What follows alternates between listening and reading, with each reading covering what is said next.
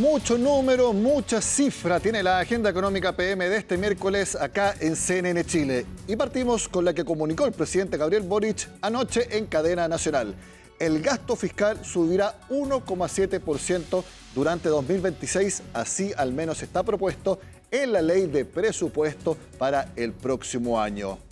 ¿Cómo tomaron los parlamentarios de las comisiones de Hacienda, de distintas regiones y también gremios empresariales esta cifra para que lo tenga la próxima administración que llegue a la moneda? Eso nos cuenta Natalia Muñoz. Último presupuesto bajo el mandato del presidente Boric, más agotado que los anteriores, 1,7% de crecimiento del gasto público es lo que incorpora el erario fiscal 2026, el que tendrá que ser ejecutado por alguno de los 8 aspirantes a la moneda. Así, dejaremos encaminado al país a eliminar su déficit estructural para el año 2029. Desde el primer día, trabajamos por frenar el crecimiento de la deuda pública que venía en un alza preocupante durante años. Este será el gobierno con el menor crecimiento de la deuda desde el primero de la presidenta Bachelet. Una ambiciosa meta que no todos creen que se pueda cumplir. Según expertos, el crecimiento de este presupuesto pareciera poco, pero en el complejo escenario fiscal la situación es crítica. Si bien el incremento del gasto parece moderado, hay una serie de preguntas por responder. Primero, no es claro respecto de qué base se calcula el incremento de gasto, ni cuál será el real ajuste de gasto que compromete la actual administración. Tampoco es claro qué pasa con la deuda de arrastre que se ha discutido en los últimos días, como vivienda y salud. Lo ideal hubiese sido esperar un número algo más bajo. Digo esto porque sistemáticamente en los últimos 2 años al menos, ¿no es cierto?, hemos incumplido la regla fiscal. Hemos sido menos responsables fiscalmente y de hecho para este año nosotros estamos proyectando un déficit fiscal que va a estar en torno a 2,5%, bastante por sobre lo que estaba considerándose inicialmente para este año. Responsabilidad social y fiscal es un balance muy complejo. Los principales focos son salud, pensiones, vivienda y seguridad pública. Para hacer calzar los gastos se necesitaba un crecimiento presupuestario. El contexto es que el crecimiento esperado de la economía para el próximo año es un poquitito más que eso, en torno al 2% aproximadamente, y que por lo tanto, dado ese 2% de crecimiento esperado, siendo este número un poco menor, da la impresión de que es un número relativamente prudente. Yo creo que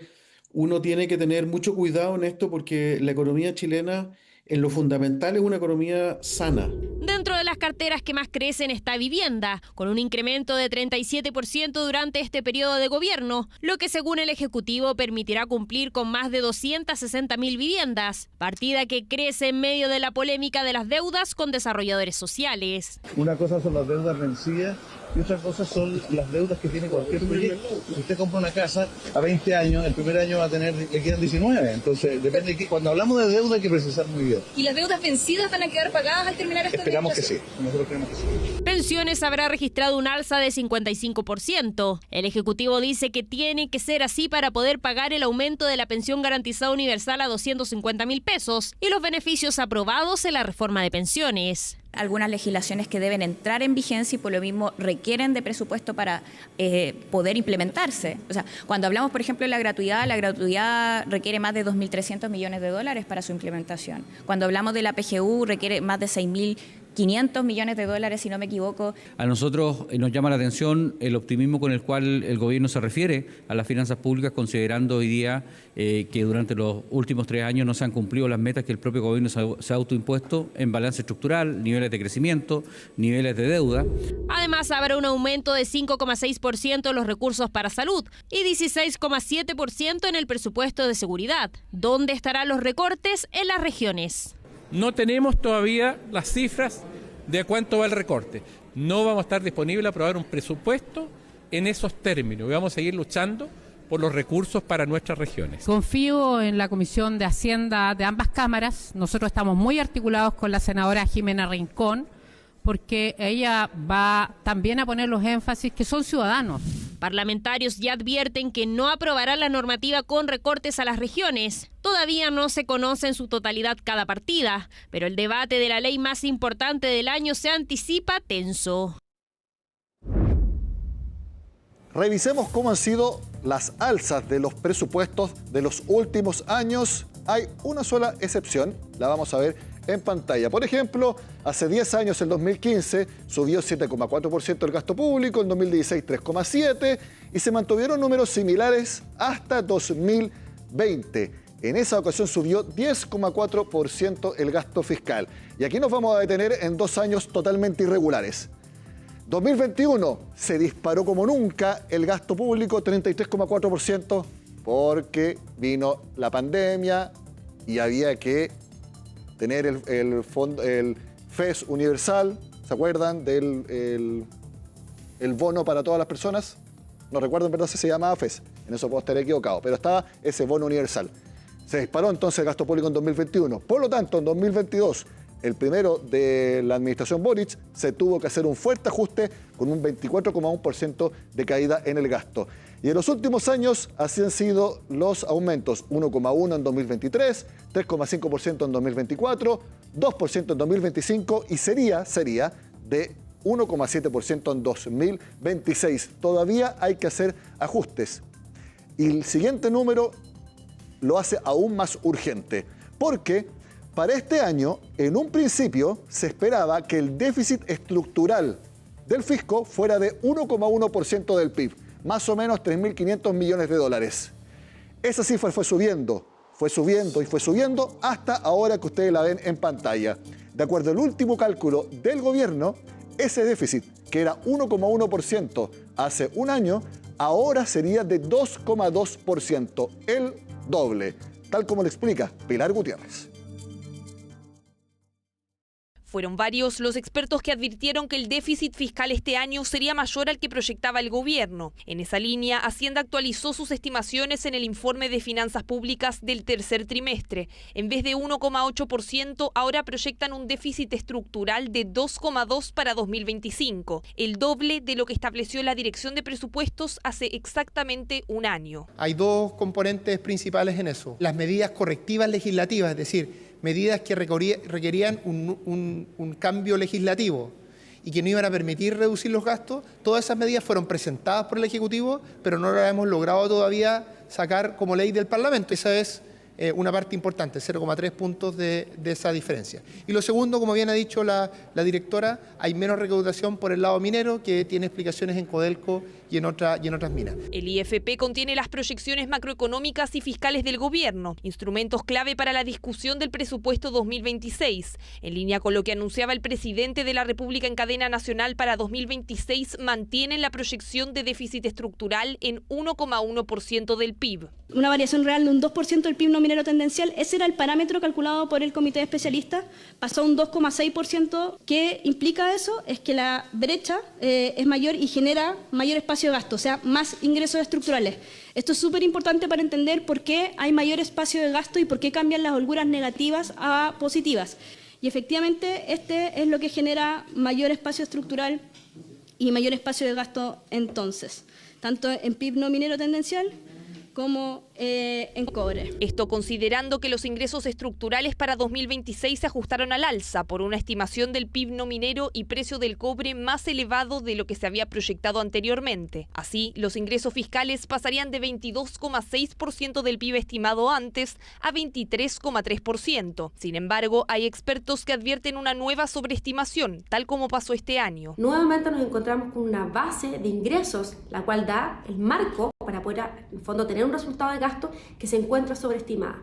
Ello pone en riesgo el cumplimiento de la meta. Por tanto, si bien en los números, en las cifras, vemos una intención hacia la convergencia, lo cierto es que no se están incorporando en estos cálculos el resultado de la recaudación y del rezago que han tenido los ingresos fiscales respecto a las estimaciones de Hacienda. En ese sentido, aunque el gasto crezca menos que otros años en el presupuesto presentado por el Ejecutivo, los especialistas ven nuevamente un riesgo de estar sobreestimando ingresos, con lo que dicen es difícil que se cumpla el déficit estructural de 1,1% en 2026. Y eso, estiman, podría afectar también el nivel de deuda que se proyecta para ese año. Nuevamente yo lo que veo es que todavía se ven signos de sobreestimación en los ingresos y por lo tanto es muy probable que el punto de partida del próximo gobierno no sea menos 1 punto del PIB de déficit, sino que sea algo más cercano a menos 1,8 puntos del PIB.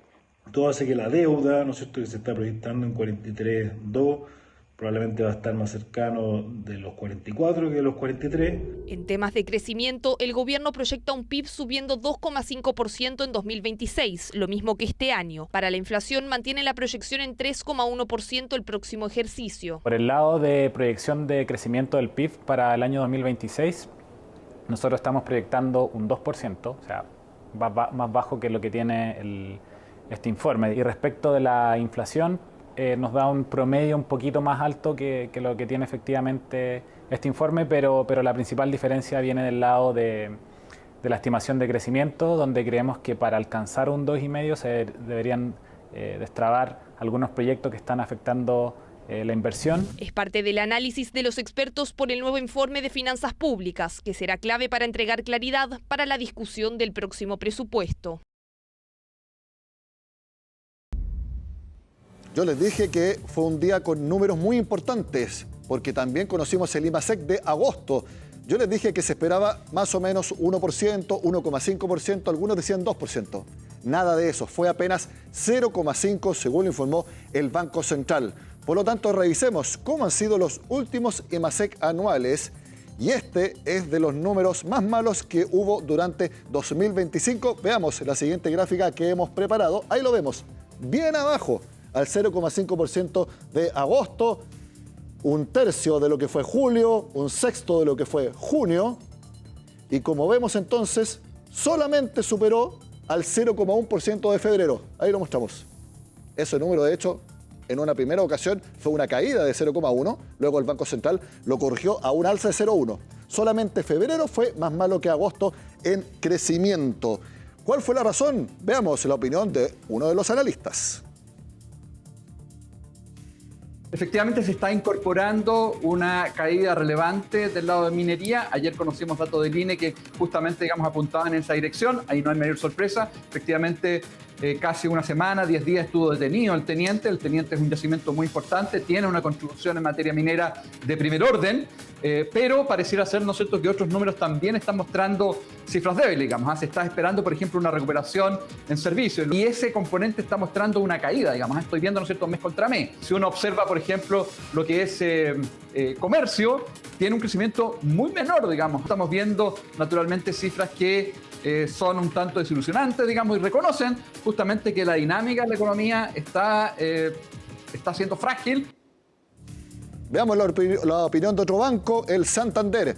Más allá de la esperada debilidad minera, por lo que pasó en el teniente, destacaron la desaceleración de los sectores no mineros, que crecieron 1,7% anual, pero cayeron 0,5% respecto a julio. Según ellos, los resultados de agosto reflejan una actividad que pierde dinamismo en el margen. Sigamos viendo opiniones. Incluso si sacamos este efecto de la minería, vemos que, por ejemplo, el IMASEC no minero crece solamente un 1,7% anual. Vemos, por ejemplo, una contracción en el componente resto de bienes, que está explicado principalmente por una baja en la generación eléctrica, y esto va muy de la mano del bajo dinamismo que se presentó en la industria manufacturera, que en este caso registró la menor expansión en lo que va del 2025. Con este dato particular de agosto, más que corregir las proyecciones a la baja, lo que hace es que sea mucho más difícil o le quite grados de posibilidad a crecimientos por sobre el 2,5%, pero de todos modos esto sigue estando más o menos alineado con lo que se esperaba para el 2025. Revisemos la cifra desestacionalizada, es decir, un mes comparado con el inmediatamente anterior. Y aquí vemos un comportamiento bastante errático de la economía nacional. Como lo decíamos, 0,7% cayó agosto respecto a julio. Y julio había crecido 1% respecto a junio. Pero junio había caído de respecto a mayo, y mayo también caído respecto a abril. La verdad es que ese 0,7% también para algunos es evidencia de una debilidad más allá del accidente de El Teniente. Veamos más opiniones en Agenda Económica. ¿Qué fue lo que dijo Fintual? Lo pasamos a revisar en la siguiente gráfica en pantalla. Ahí la ven. El magro desempeño del sector no minero abre la pregunta si las debilidades del empleo han comenzado a afectar el dinamismo de la demanda interna. Y eso que la demanda interna ha sostenido a sectores como comercio y servicios. Aquí algunos ya piensan o hacerse la pregunta si el mercado laboral está influyendo en estos menores crecimientos de la economía. Hacemos la pausa en Agenda Económica PM, pero seguimos hablando de números al regreso. Los 100 millones de dólares que Copec invirtió en su empresa, Blue Express, y de hecho debutaron lockers inteligentes. ¿De qué se trata? Lo vemos después de la pausa.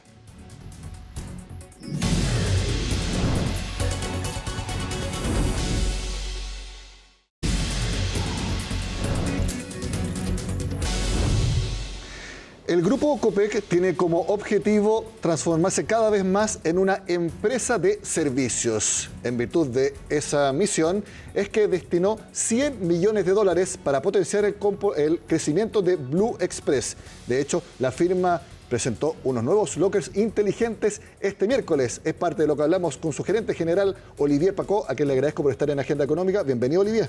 Muchas gracias, Nicolás, por la invitación. Bueno, ahí lo veíamos esta mañana con el gerente general de Copec, Arturo Nato, también con George Lever, economista que conocemos muy bien acá en Agenda Económica, en una estación de servicio en Providencia. Sí. ¿De qué se tratan estos lockers inteligentes?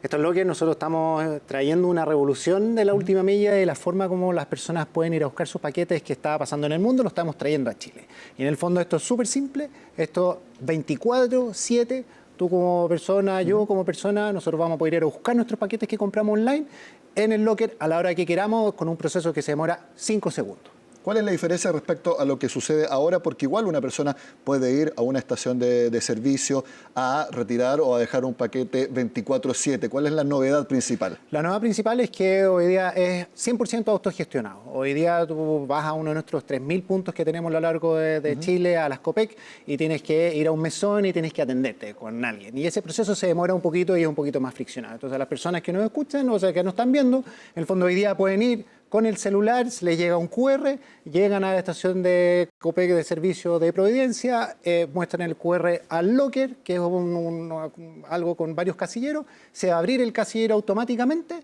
y tú sacas tu paquete, se cierra y tú te vas. Y eso lo puedes hacer a las 2 de la mañana, a las 11 de la noche, a las 10 de la mañana, cuando tú quieres, 100% autoatendido en 5 segundos. Ahí tenemos unas imágenes precisamente de la actividad de este miércoles en la mañana. Ahí está Arturo Nato con Olivier Pacó.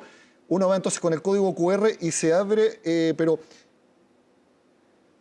una persona arrienda ese locker inteligente, siempre es de esa persona. ¿Cómo funciona? No, funciona en el fondo que hagamos un ejemplo de una empresa, de una pequeña empresa que vende en todo Chile, ¿cierto? Y que está en Concepción y tiene su página web. Y en su página web tú vas a comprar un bolso. ¿Ya? Y tú estás en Punta Arenas. Y tú estás en Punta Arenas y estás comprando un bolso en Punta Arenas. Y tú no quieres que te lo vayan a dejar a la casa porque, por ejemplo, trabajas en el día y no sabes si va a haber alguien para recibirlo, y tú vas en el checkout, en la página web donde vas a pagar, tú vas a poder elegir y va a aparecer opción de retiro en la casa, opción de envío a la casa, opción de retiro en un punto locker. Tú eliges el punto locker, nosotros lo vamos a enviar y una vez que llegue eso, a ti te va a llegar una notificación. Y decir, Nicolás, tu pedido, el bolso que tú compraste en la tienda X, está en el locker de la Copec X.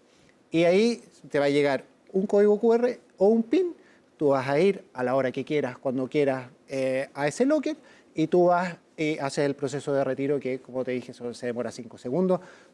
Sacas el bolso y tú te vas. Te dice el número de tu locker en este punto es este y el producto va a estar un cierto periodo de tiempo. Va a estar, claro, nosotros hoy día damos entre 5 y 7 días para que tú puedas ir a buscar tu pedido. Nosotros tenemos que liberar ese espacio para que otras personas, ¿cierto? Dado que esto ha sido bien popular y mucha gente le gusta esa conveniencia, necesitamos liberar ese espacio para que otra persona pueda hacer esa compra en ese mismo locker. Y por lo tanto, te vamos a invitar varias veces a que vayas a buscar el pedido lo más rápido posible.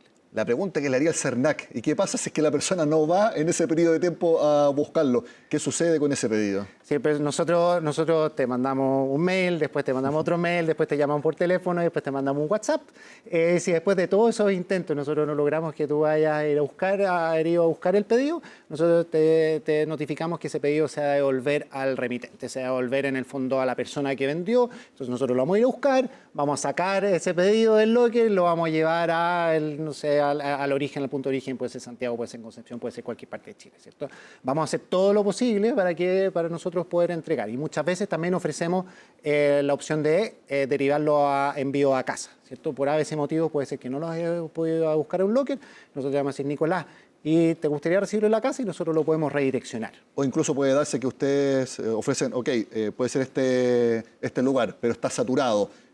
¿Se puede ofrecer o derivar a uno más cercano para que la persona pueda elegirlo? También. Nos pasa súper poco eso, pero también, como nosotros hoy día tenemos una densidad y tenemos más de 3.200 puntos de retiro Blue Express a lo largo de Chile, en el fondo, claro, si uno tiene demasiados paquetes, nosotros podemos ofrecer un punto alternativo que generalmente va a quedar un par de cientos de metros alejado del punto original. Y por lo tanto, igual tienes la conveniencia de ir a buscarlo cuando tú quieras. Esta es una de las partes de la inversión de $100 millones que hizo el grupo Copec. Cuéntanos de qué se trata. El resto, me imagino, de incorporaciones tecnológicas, ampliar la capacidad también, no solamente de los centros de distribución, sino que también con estos lockers inteligentes hay más puntos. Sí, bueno, lo primero es justo un poco abonar en los lockers, que en el fondo hoy día estamos instalando 200 lockers, ya en la mañana inauguramos nuestro locker número 200, a final de año nosotros vamos a tener 500 lockers y nuestro objetivo es seguir creciendo con ese plan de inversión de lockers porque creemos que le conviene al cliente final, porque en el fondo tú tienes más opciones para poder ir a buscar tus paquetes, ¿cierto? O casa o locker o un punto. Le conviene a nuestros sellers, a las personas que venden online, porque le dan más opciones a las personas, le dan opciones de que lo quiere recibir en la casa, lo quiere recibir en un locker y por lo tanto eso genera más conversión, ¿cierto? Más alternativa, más conversión, eso es ideal. Y lo último es que tiene un impacto en el medio ambiente, porque en el fondo los paquetes que nosotros entregamos en locker en nuestros puntos de conveniencia tienen una menor huella de carbono. Y cuando estamos hablando de una reducción de huella de carbono, estamos hablando de cerca de un 70%, 60% de reducción de huella de carbono. Entonces eso significa menor huella de carbono, ciudades con menos tráfico y por lo tanto creemos que es un triple win. Gana el cliente final, la persona que vende online y además gana el medio ambiente. Entonces es una pata importante de nuestro plan de inversión. Y lo segundo, como tú decías, es que nosotros, para poder alimentar estos lockers y todos estos puntos a lo largo de Chile, desde Putre a Puerto Williams, es que nosotros necesitamos aumentar nuestra capacidad.Nosotros hoy día tenemos una capacidad del orden de 500.000 paquetes al día, lo que podemos enviar a lo largo de Chile, y con este plan nosotros estamos llegando a esa capacidad 1 millón de paquetes. Y por lo tanto, con eso queremos seguir robusteciendo nuestra cobertura, seguir robusteciendo la conectividad y seguir robusteciendo la velocidad. Para que básicamente, independiente de dónde estén los sellers, las personas que vendan puedan vender rápidamente a todo Chile. Y esa tecnología es la logística de llevarlo rápido desde el origen hacia el punto donde tiene que ser retirado, no tanto en almacenamiento propio de ustedes como un punto intermedio. No, eso tiene, la principal inversión está en un 70% está en Santiago, que es el pulmón por donde pasa casi toda la carga, independiente si es que, o por ejemplo, el mismo ejemplo que puede ser un artesano que vende algo de La Serena y que lo va a mandar a Punta Arenas, al locker de Punta Arenas, eso va a pasar por Santiago. Entonces, ese es como el cuello de botella y ese es donde estamos duplicando esa capacidad. Estamos instalando máquinas en 40.000 metros cuadrados, que son máquinas súper avanzadas, de última tecnología, uno de los centros más modernos de Latinoamérica, para que esa pyme que está mandando y pasando por ese nodo sea lo más rápido posible y por lo tanto nosotros sigamos conectando Chile de la forma más eficiente y rápida posible. ¿Es un centro nuevo o una ampliación de existente? Es una ampliación del centro existente. Hoy día tenemos cerca de 150.000 metros cuadrados en Enea, ¿cierto? Estratégicamente ubicado cerca de las carreteras. Al lado del aeropuerto. Al lado del aeropuerto, conectado con todas las carreteras, porque nosotros siempre lo decimos, cada minuto para nosotros cuenta, ¿cierto? Porque tanto el cliente final como tú, como yo, como los que nos están viendo, quieren recibir sus paquetes rápido y el seller lo quiere enviar lo más rápido posible. Entonces, es una educación estratégica, pero generalmente importa mucho la capacidad de procesamiento de paquetes para poder hacer esos envíos rápidos. Entonces, hoy día estamos haciendo una expansión de ese centro de distribución. Es la inversión más grande en la historia de Blue Express y yo diría una de las inversiones más grandes en la historia de la logística o la última milla en Chile. ¿Y eso lo quieren duplicar, esa capacidad, de aquí a un año? Ese plan es de corto plazo. Ese plan va a estar listo para el cuarto cuarto del próximo año, o sea, 2026, fines de 2026, esa capacidad va a estar instalada. Y por lo tanto, nosotros, todos los que nos están viendo, probablemente están en el retail, tanto los clientes grandes como los clientes chicos, la época de octubre, noviembre y diciembre, es donde uno se juega gran parte del año en el retail y por lo tanto nosotros queremos llegar con este proyecto, con esta capacidad para que todos esos clientes puedan vender lo máximo posible y llegar lo máximo posible a todo Chile durante ese trimestre. ¿Y eso con las actuales proyecciones que tienen propias de cómo va a estar el consumo y la demanda en nuestro país? Nosotros creemos que nosotros somos como impulsores del e-commerce y entonces nosotros generalmente estamos un poquito desacoplados del crecimiento del e-commerce y históricamente hemos crecido bastante más que el e-commerce porque tenemos toda esta propuesta de valor, ¿cierto? Porque tenemos esta velocidad, esta cobertura al 99,9% de todo Chile, los lockers, los puntos Blue Express y por lo tanto nosotros hoy día a través de toda esa propuesta de valor hemos potenciado el crecimiento del e-commerce, potenciado el crecimiento de las pymes y por lo tanto nosotros hoy día estamos creciendo mucho más que el mercado del e-commerce. Olivier Pacó, gerente general de Blue Express, gracias por traernos las novedades de la empresa y también este gran plan de inversiones que tienen en nuestro país. Que esté muy bien. Muchísimas gracias, Nicolás.